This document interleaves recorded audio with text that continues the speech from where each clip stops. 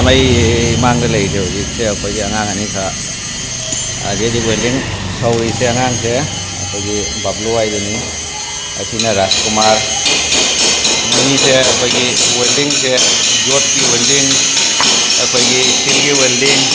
लपनन तौब गमी अदो कनावमना जुमदा थबक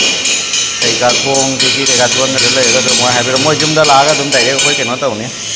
याम offer price ता मोय होंग ना तौना मोय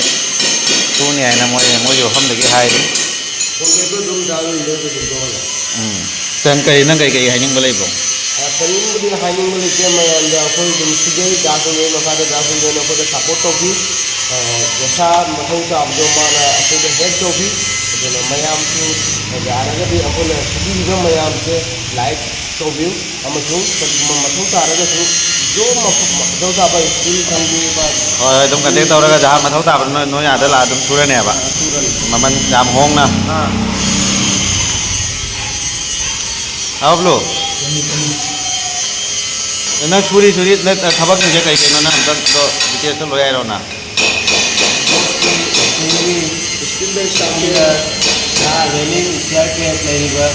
नमा लपम ने अब को वेल्डिंग वेल्डिंग है बता स्टील की फोम खिड़की गेट करी का लपम जा रहे को ज्योति जो लोया है बा तो मोई से मैम कइनो तो बनते अखोई की दुकान लेना मसाई हांग केन तो बनते मैम ना कंटेक्ट तो बिरो मोई लागा तुम जुम दा लागा तुम डायरेक्ट लोई सुबी नहीं जुम दा मफम दा लागे स्पॉट लोई सुरे नहीं मोई ना मोई जे अखोई की दुकान की कंटेक्ट लोग से लगा दुकान में सुबी दो नते मोई ना जहां मीना कंटेक्ट तो भी लगा तो जुम दा लागे ना तो बोले तो मैम मखा दा वीडियो मोई की कंटेक्ट नंबर तो शेयर तो जरम गे तो मोई अब नान के ना तो बने अच्छी आगे बार मोई ना सेमम बनी थे हान की उइरे नजी आई की मफम से गाड़ी का थोका सिन तो होइनी कैसो तो जाम नान मोई ना सुबह पोट में कनो मैम ले कोना मताम फंगदे थागत रखे